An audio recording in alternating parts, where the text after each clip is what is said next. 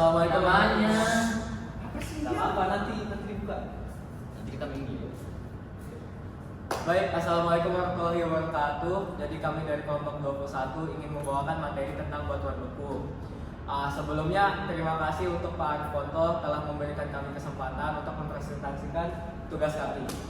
Jadi kami ingin memperkenalkan diri dulu. Saya Abdul Waris dengan NIM 072251049 selaku anggota. Di sini ada rekan-rekan saya. Yang pertama, saya ada Arya Putra Pratama dengan NIM 072511085. Saya Kenny Zafar Zakian Nasri dengan NIM 072511035. Saya Dani Rizky Pratama dengan NIM 07251015. Saya William Dirlon dengan NIM 07251011.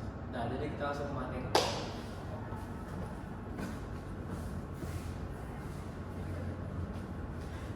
Jadi batuan beku itu apa sih?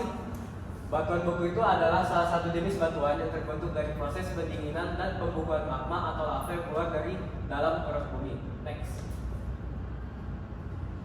Tujuan kita untuk mempelajari ini adalah untuk memahami asal-usul terciptanya batuan beku, untuk memahami bagaimana proses terbentuknya batuan beku, dan agar kita bisa mengidentifikasikan jenis-jenis batuan beku yang ada.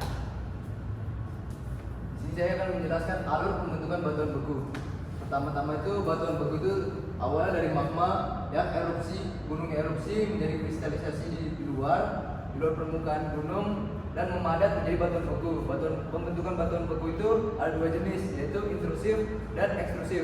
Intrusif itu terjadinya pembentukan batuan beku itu di bawah permukaan bumi secara lambat, dan ekstrusif itu terjadi pembentukan batuan beku di luar permukaan bumi yang ada lava-lava begini yang menjadi secara cepat begitu. Oke. Jadi ini udah masuk ke jenis-jenis batuan beku. Jadi saya sendiri yang bakal menjelaskan tentang jenis-jenis batuan itu sendiri. Batuan beku itu memiliki banyak jenis ya teman-teman. Tapi yang saya dapat di sini saya mengelompokkan jadi dua, yaitu yang pertama dari letak pembentukannya dan komposisi kimia. Terus kalau misalkan batuan beku yang berdasarkan letak dan pembentukannya itu ada batuan beku dalam yaitu plutonik, batuan beku korok, dan batuan beku luar. Terus untuk contohnya sendiri untuk batuan beku dalam itu ada batu diorit, gambro, granit, dan peridotit. Salah satu contohnya seperti itu teman. Ini batuan beku dalam yaitu batu diorit. Terus yang kedua contoh batuan beku korok itu batu porfiri, granit, dan porfiri gambro. Terus di sini saya ngambil contoh itu contoh batu porfiri. Terus yang ketiga batuan beku luar atau eksklusif itu ada batu diorit sama batu basalt. Ini salah satu contohnya teman-teman. Next. Nah kemudian itu ada batuan beku berdasarkan komposisi kimia teman-teman. Batuan itu ada 4. Yang pertama batuan yang bersifat sangat basah, batuan yang bersifat basah, batuan bersifat menengah, dan batuan bersifat asam.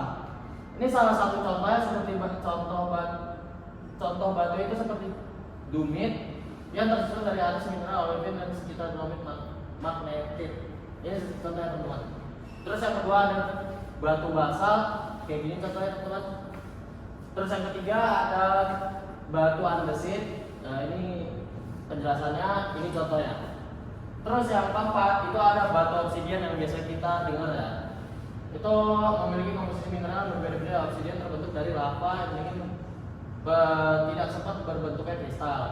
Seperti ini teman-teman. Biasanya dia kalau di sini biasanya dia tertulis hijau atau coklat, namun kita dapat contohnya itu warna hitam teman-teman.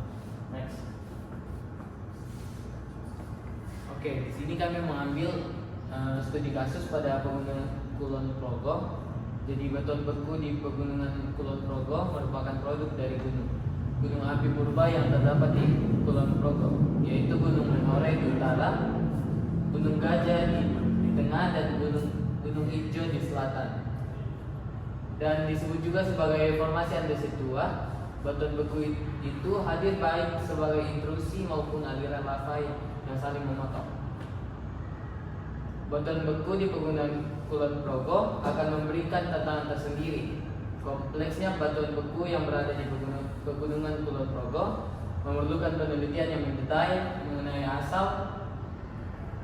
asal batuan beku tersebut, sehingga sebaran batuan beku di pegunungan Kulon Progo dapat dipahami dengan baik dan dapat digunakan untuk keperluan lainnya seperti eksplorasi endapan ekonomis dan bahan galian lainnya.